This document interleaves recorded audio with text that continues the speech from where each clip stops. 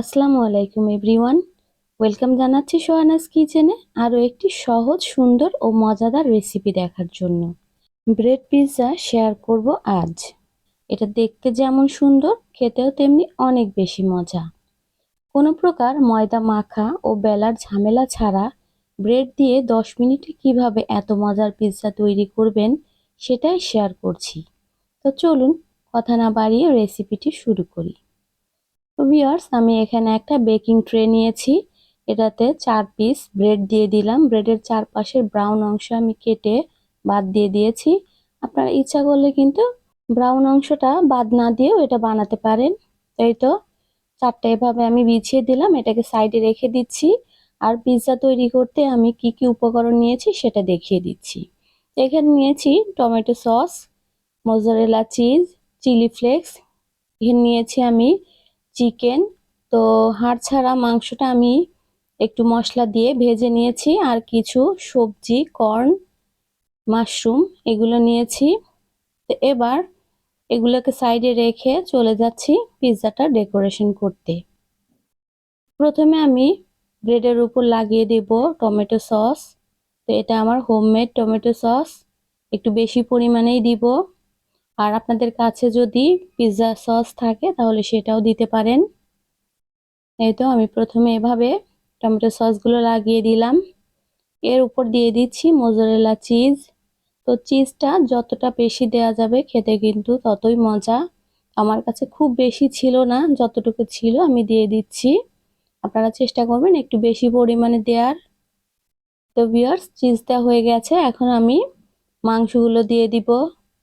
তো হাড় ছাড়া মুরগির বুকের মাংসটা আমি আদা, রসুন, হলুদ, মরিচ, ধনিয়া, গরম মশলা আর লবণ দিয়ে তেলের মধ্যে ভেজে নিয়েছিলাম।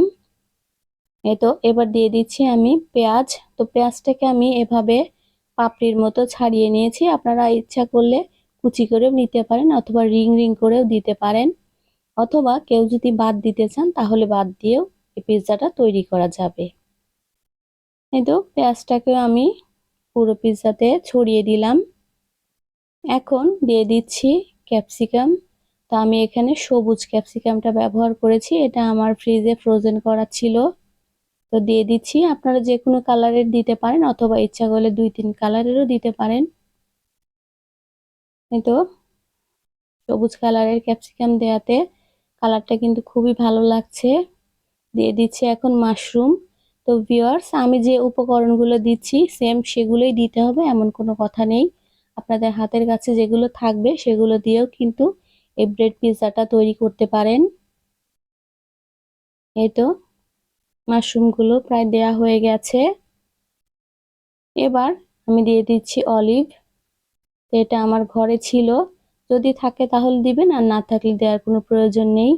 এই পিৎজাটাতে শুধু মাংস, টমেটো সস আর টমেটো, পেঁয়াজ, মোজারেলা চিজ এগুলো দিয়ে বানালেও কিন্তু খেতে অনেক বেশি ভালো লাগে।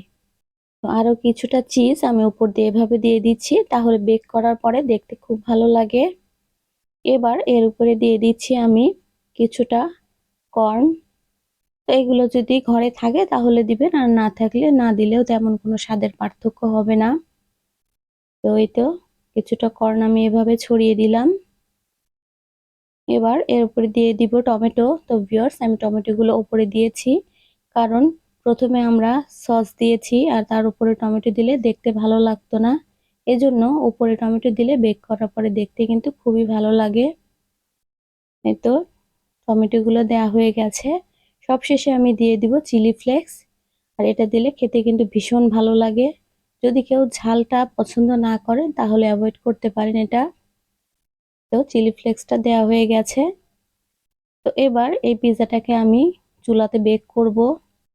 তো আগে থেকে আমি একটা সিলভারের পাতিল এভাবে প্রিহিট করে নিয়েছি 10 মিনিটের জন্য। আর চুলার আঁচটাকে মিডিয়াম টু লোতে করে দিয়ে এবার পিৎজার ট্রেটা দিয়ে দিচ্ছি। এবার ঢাকনা দিয়ে ঢেকে আমি 10 থেকে 12 মিনিট এটাকে বেক করে নেব, কারণ চিজটা মেল্ট হতে আর সবজিগুলো একটু সফট হতে 10 থেকে 12 মিনিটই যথেষ্ট। এই তো ভিউয়ার্স, দেখেন হয়ে গেছে, সবজিটা সফট হয়ে গেছে আর চিজগুলো মেল্ট হয়ে গেছে। তো এখন আমি পরিবেশন করে দেখাচ্ছি। এই তো ভিউয়ার্স, তৈরি হয়ে গেল অসম্ভব মজার ব্রেড পিৎজা। দেখলেন তো কত অল্প সময়ের মধ্যে ঝামেলা ছাড়া এই পিৎজা তৈরি করে নেওয়া যায়। আশা করছি আপনাদের কাছে ভালো লেগেছে। ভালো লাগলে অবশ্যই বাসায় একবার হলেও ট্রাই করবেন। লাইক, শেয়ার, কমেন্টের মাধ্যমে আমাকে জানাবেন। আর আমার চ্যানেলটি সাবস্ক্রাইব করে আমার পাশেই থাকবেন। আল্লাহ হাফেজ। আসসালামু আলাইকুম।